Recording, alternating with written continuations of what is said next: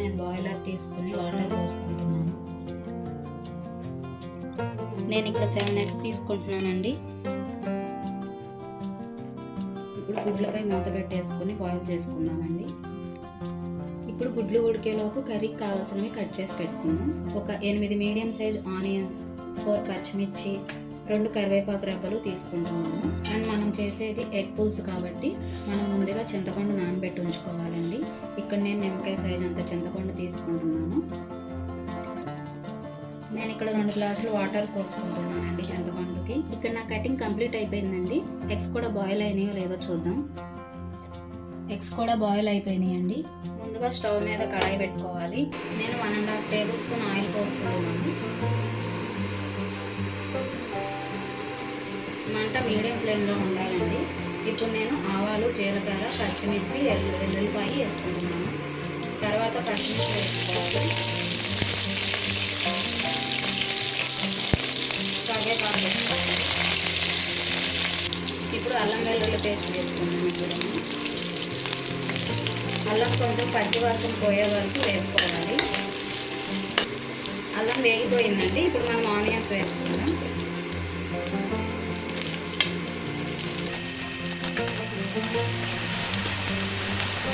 ఈ ఆనియన్స్ని మీడియం ఫ్లేమ్లో ఒక 2 minutes మగ్గనిద్దామండి. ఈలోపు మనం గుడ్లు ఒలుచుకుందాం. ఇక్కడ ఎగ్స్ ఒలుచుకోవడం కంప్లీట్ అయిపోయిందండి.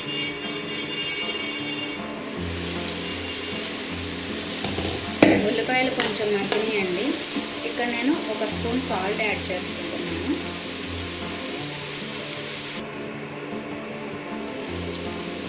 ఆనియన్స్ మగ్గిపోయినాయండి. ఇప్పుడు మనం పసుపు, కారం యాడ్ చేసుకుందాం. 1 చిటికెడు పసుపు యాడ్ చేసుకోవాలి. 1 టేబుల్ స్పూన్ కారం యాడ్ చేసుకుందామండి. ఇప్పుడు ఒకసారి మిక్స్ చేసుకుందాం. మంట అనేది లో ఫ్లేమ్లో పెట్టుకోండి, హై ఫ్లేమ్లో పెట్టద్దు, మళ్ళీ అడుగుంటుంది. ఇప్పుడు 1 నిమిషం మూత పెట్టుకుందామండి. కారం పచ్చివాసన పోతుంది. ఇప్పుడు మనం ముందుగా నానబెట్టి పెట్టుకున్న చింతపండు రసం తీసుకుందాం. మనం వాటర్ యాడ్ చేసుకున్నాం కాబట్టి ఇప్పుడు మనం మంట హై ఫ్లేమ్లో పెట్టుకుని పులుసుని ఉడికించుకోవాలి. ఇప్పుడు మనం 1 టీ స్పూన్ జీరా పౌడర్ యాడ్ చేసుకుందాం అండ్ 1/2 టేబుల్ స్పూన్ ధనియా పౌడర్ యాడ్ చేసుకుందాం. మీకు కావాలంటే గరం మసాలా కూడా యాడ్ చేసుకోవచ్చండి. నేనైతే గరం మసాలా యాడ్ చేసుకోవట్లేదు. ఇప్పుడు మూత పెట్టేసి కాసేపు ఉడకనిద్దామండి. ఈలోపు మనం ఎగ్స్ పోల్చుకున్నాం కదా, వాటికి గీతలు పెట్టేసుకుందాం.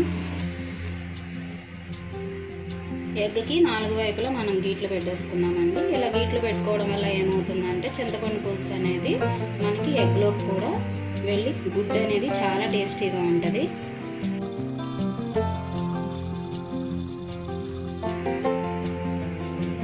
అయిపోయిందండి.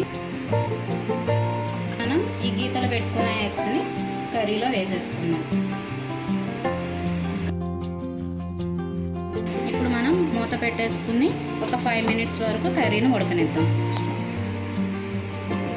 5 minutes అయిందండి. ఒకసారి మనం ఉప్పు, పులుపు ఎలా ఉందో చూసుకుందాం. సరిపోయిందో లేదో చూసుకుని ఒకవేళ మీకు తక్కువైతే కనుక సాల్ట్ అండ్ పులుపు కూడా యాడ్ చేసుకోవాలి.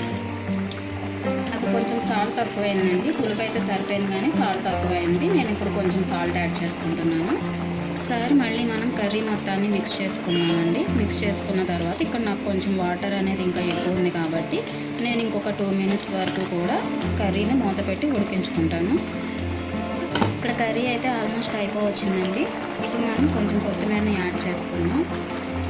ఇక్కడ నా కర్రీ అయితే అయిపోయింది. నాకు ఉప్పు, పులుపు అన్నీ కూడా సరిపోయినాయండి. కోడిగుడ్డు కర్రీ అయితే రెడీ అయిపోయిందండి. మీరు కూడా ఒకసారి ఈ ప్రాసెస్లో ట్రై చేయండి. మీకు కూడా తప్పకుండా నచ్చుతుంది. మా వీడియో కనుక మీకు నచ్చినట్లయితే please do like, share and comment and don't forget to subscribe my channel. Thanks for watching.